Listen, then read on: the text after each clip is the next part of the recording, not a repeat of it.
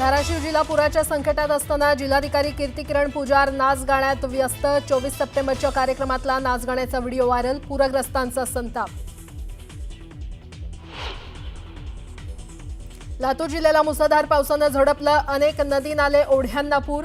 सिंदगाव जवळच्या पुलावरून पाणी वाहत असल्यानं मार्ग झाला बंद।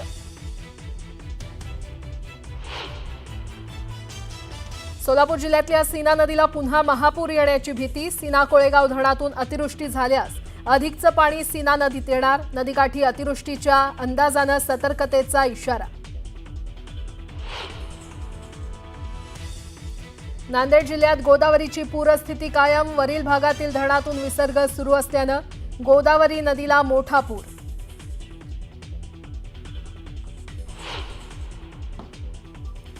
पुराच्या तडाख्यात पीक झालं मातीमोल।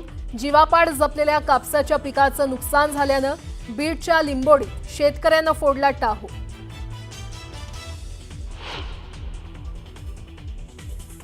गडचिरोलीतल्या भामरागड तालुक्याला पाचव्यांदा पुराचा फटका। तालुक्यातील 105 गावांचा तुटला संपर्क। पर्लकोटा नदीनं ओलांडली धोक्याची पातळी।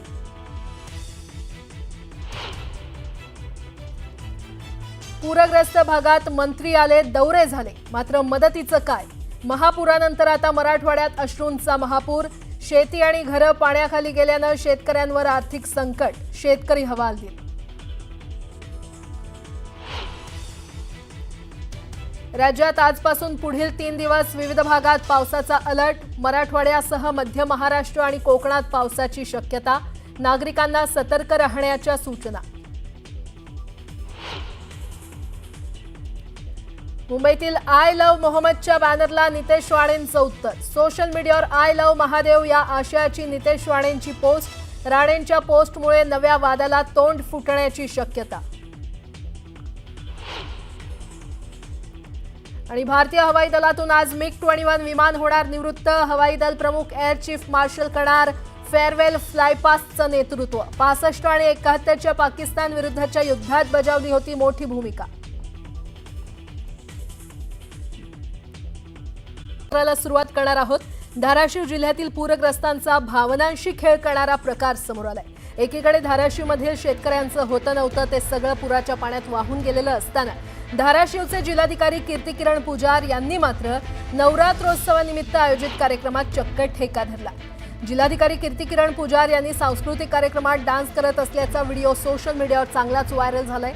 जिल्हाधिकाऱ्यांसोबत महसूल अधिकारी देखील स्टेजवर ठेका धरत असल्याचं समोर आल्यामुळे पूरग्रस्तांच्या भावनांशी खेळ केल्याची जोरदार टीका स्थानिकांकडून करण्यात येते। जिल्ह्यातील लाखो हेक्टरवरील पिकं धोक्यात आहेत। तसंच शेतकरी आर्थिक संकटात असताना जिल्हाधिकाऱ्यांचे मात्र बेजबाबदार वर्तन समोर आल्यानं एकच खळबळ माजली आहे। पुरामुळे जेव्हा जिल्ह्यातील स्थानिकांचे संसार उघड्यावर पडलेले असताना जिल्हाधिकारी आणि महसूल अधिकारी जर अशा प्रकारे वर्तन करत असतील तर त्यांच्या या बेजबाबदार वर्तनामुळे त्यांच्यावर कारवाई होणार का, याकडे धाराशिवमधील पूरबाधितांकडून सवाल उपस्थित करण्यात येतो।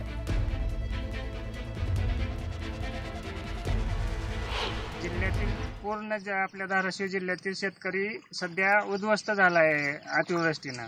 आणि जर जिल्ह्याचे प्रमुख म्हणून घेणारे जिल्हाधिकारी जर असं महोत्सवात जाऊन जर नाचत असतील आणि आपत्ती व्यवस्थापनाची ज्यांच्याकडे जिम्मेदारी आहेत अशा त्या मॅडम त्यांच्यासोबत जर एखाद्या ठिकाणी जाऊन डान्स करीत असतील तर हे शेतकऱ्याचं जिल्ह्यातील शेतकऱ्याचं दुर्दैव आहे। शेतकरी मारू नका, शेतकरी जागवा।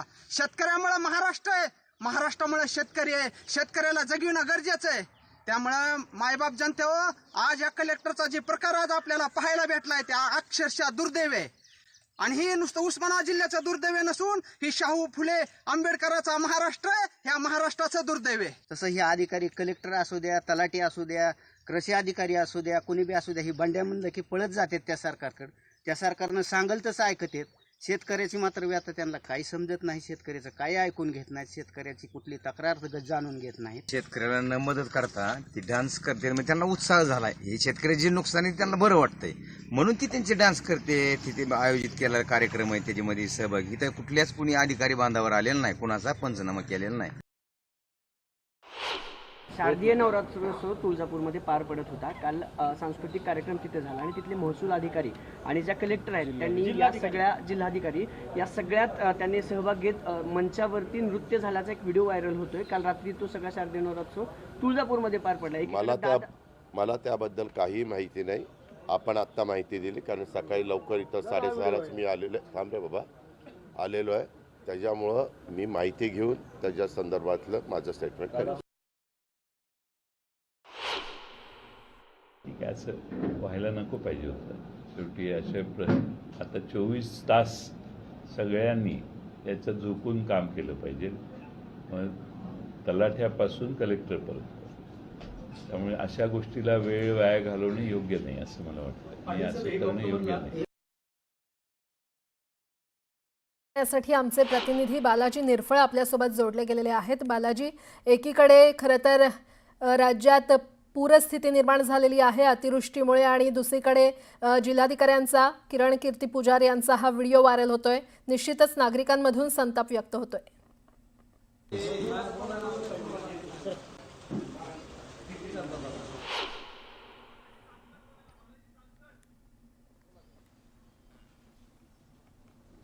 आपल्यासोबत शेतकरी आहेत. मला शेतकऱ्यांना विचारायचं आहे, हा सगळा प्रकार काय वाटतोय कलेक्टरांचा?